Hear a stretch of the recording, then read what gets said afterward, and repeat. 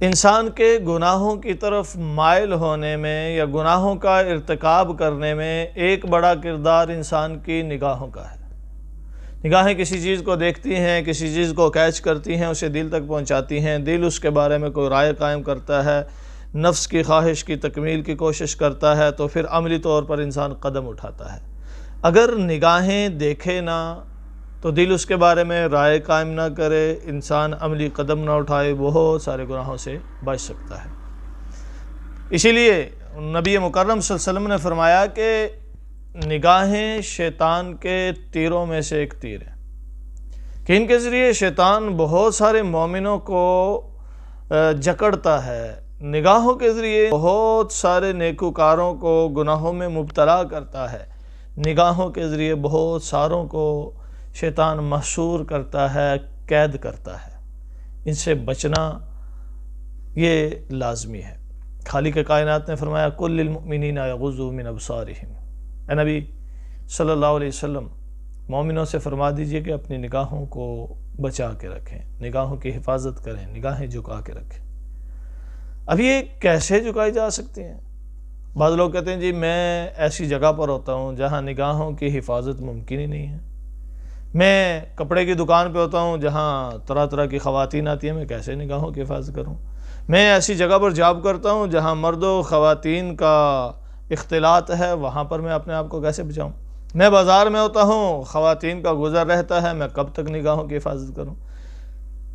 ایک طرف اللہ فرماتے ہیں قل للمؤمنین یغضوا من ابصارہم، کہ مومنوں نگاہوں کی حفاظت کرو، اور افراد کہتے ہیں کہ ہم ایسی جگہ پر ہوتے ہیں جہاں نگاہوں کی حفاظت ممکن نہیں ہے۔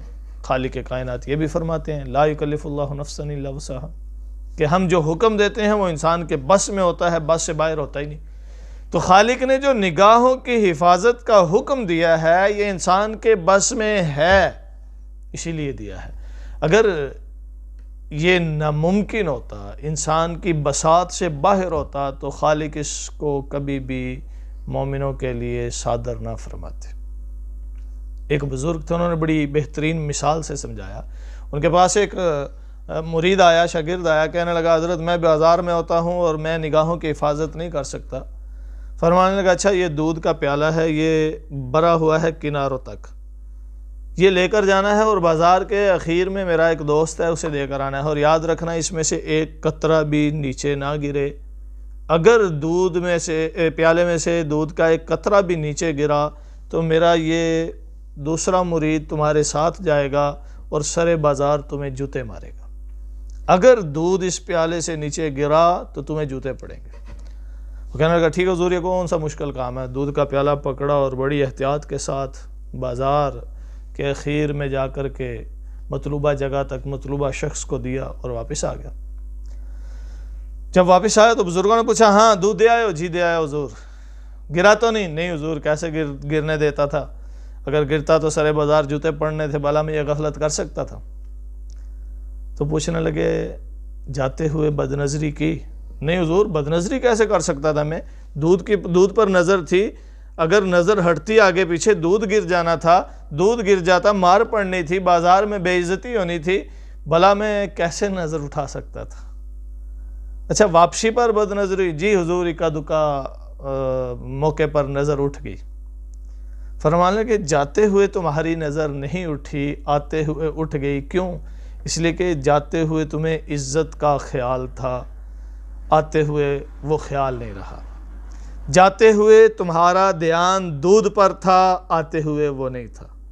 ایسے ہی کاش تم اپنے ایمان پر دھیان رکھو تو کوئی بھی آئے، کیسے بھی آئے، کبھی بھی ایسے نہیں ہو سکتا کہ تمہاری نظر اٹھ جائے، غلط جگہ پر پڑ جائے۔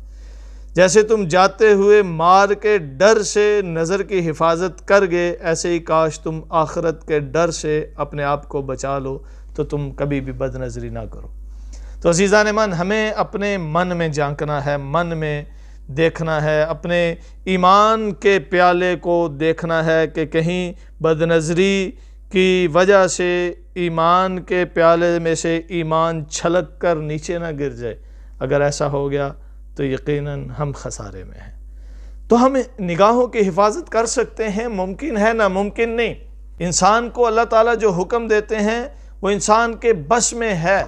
ہاں قدرے مشکل ہو سکتا ہے لیکن ناممکن نہیں۔ کوشش کریں تو سب کچھ آسان بھی ہے۔ من جد وجدہ، جو کوشش کرتا ہے وہی پھل پایا کرتا ہے۔ نہ شاخ گل ہی اونچی ہے، نہ دیوار چمن بلبل، تیری ہمت کی کوتاہی، تیری قسمت کی پستی ہے۔ انسان کوشش کرے تو سب کچھ ممکن ہے۔ اللہ تعالیٰ سمجھنے عمل کرنے کی توفیق بخش۔